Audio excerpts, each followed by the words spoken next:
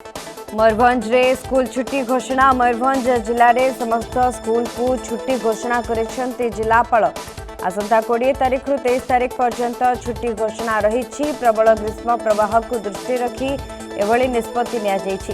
समस्त सरकारी और बेसरकारी विद्यालय बंद रहिबो। जिले में खरा को नजर रखी एभली पदक्षेप ग्रहण करा जायछि। जिलार समस्त शिक्षानुष्ठान आसंता 20 तारीख रु 23 तारीख पर्यंत बंद रहिबो।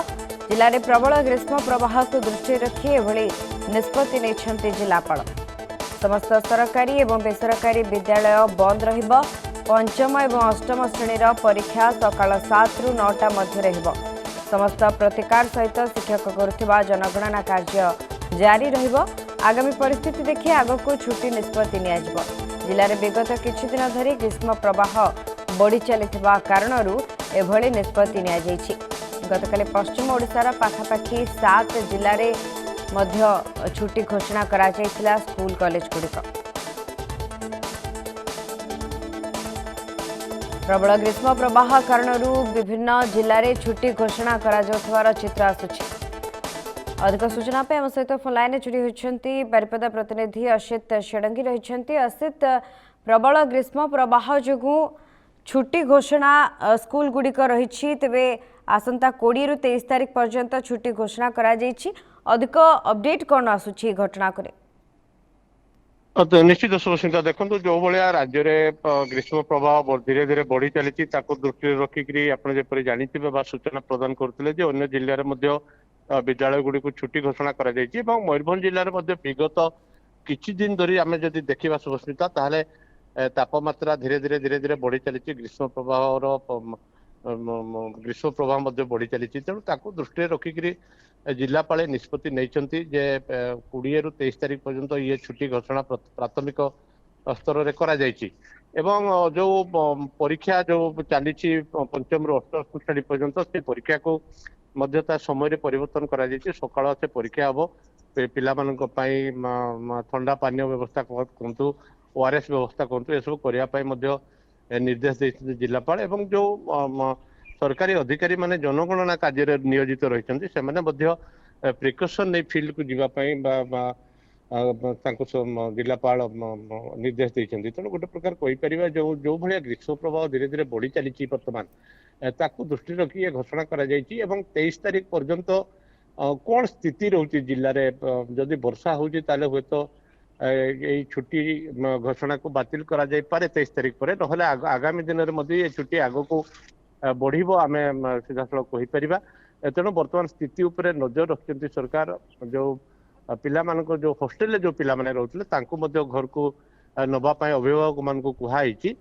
तेणु विगत आगामी दिन में कौन स्थिति रोची पाणीपागर तापमात्रा केते बढ़ुची ताकू दृष्टि रखी आगामी 23 तारीख पर जिलापाल पुणी निष्पत्ति नेबे जहाँ आम पाखे सूचना रही। सुस्मिता, तेज असित, गतकालीर जदि चित्र देखा पाखापाखि पश्चिम ओडिशार 7 जिले में तापमात्रा 45 डिग्री पार करथिला जो पश्चिम ओडिशार विभिन्न जिला गुड़िक स्कूल कॉलेज गुड़िक छुट्टी घोषणा करा जायथिला।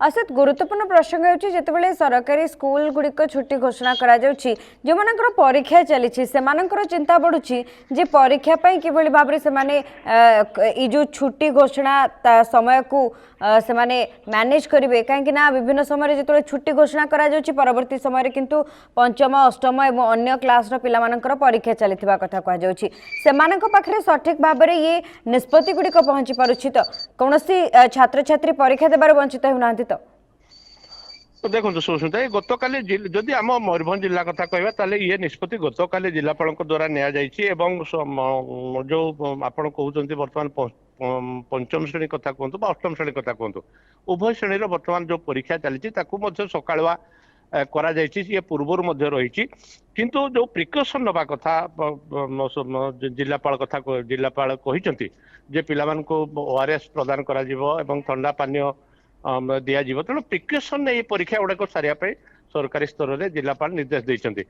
पिला जो कथा आप जो जपरी कहते पिला पाखक सूचना ठीक समय पहुंची पिला सजग रही जो छात्र छात्री रही से चाहते जो ग्रीष्म प्रभाव रही सकाया जब परीक्षा सरीज स्वागत कर सबुठ ବଡ ଗୁରୁତ୍ୱପୂର୍ଣ୍ଣ ପ୍ରସଙ୍ଗ ହେଲା ଯେ ଯୋଉ ଭଳିଆ ତାପମାତ୍ରା ଧୀରେ ଧୀରେ ବଢି ଚାଲିଛି ଜିଲ୍ଲାରେ ଆମେ କହିପାରିବା ଇଏ ଗୋଟେ ଚିନ୍ତାଜନକ କାରଣ ଦେଖନ୍ତୁ ସୁସ୍ମିତା ଯଦି ଭୌଗୋଳିକ ସ୍ଥିତି ଜିଲ୍ଲା କଥା କହିବା ତାହେଲେ କିଛି ବର୍ଷ ପୂର୍ବରୁ ଯଦିଓ ତାପମାତ୍ରା ପାଖାପାଖି 50 ଡିଗ୍ରୀ ହେଇଯାଇଥିଲା ମୟୂରଭଞ୍ଜ ଜିଲ୍ଲା କଥା କହିବା କିନ୍ତୁ ତାପମାତ୍ରା ଜିଲ୍ଲାରେ ଏତେ ଏତେ ରେକର୍ଡ ସଂଖ୍ୟକ ଏତେ ରେକର୍ଡ ତାପମାତ୍ରା କେବେ ଦେଖାଯାଇନି କାରଣ ଶିମିଳିପାଳ ଅବସ୍ଥିତିକୁ ନେଇକରି ମୟୂରଭଞ୍ଜ ଜିଲ୍ଲାରେ ତାପମାତ୍ରା ପ୍ରାୟତଃ ଅନ୍ୟ ଜିଲ୍ଲା ଅପେକ୍ଷା କମ ରୁହେ କିନ୍ତୁ ବର୍ତ୍ତମାନ ସ୍ଥିତି ସମ୍ପୂର୍ଣ୍ଣ ଅଲଗା ଆମେ କହିପାରିବା ଶୁଭସ୍ମିତା ତାପମାତ୍ରା ମୟୂରଭଞ୍ଜ ଜିଲ୍ଲାରେ ମଧ୍ୟ ଅନ୍ୟ ଜିଲ୍ଲା ଭଳିଆ ବର୍ତ୍ତମାନ 45 ଡିଗ୍ରୀ ପାଖାପାଖି ହେଲାଣି ତା ସହିତ ଗୁଳୁଗୁଳି ମଧ୍ୟ ବଢୁଛି ତେଣୁ ଇଏ ଗୋଟେ ଚିନ୍ତାଜନକ ବିଷୟ ଆମେ କହିପାରିବା ଛାତ୍ରଛାତ୍ରୀ ମାନଙ୍କ ପାଇଁ ଏବଂ ସରକାର ଯୋଉ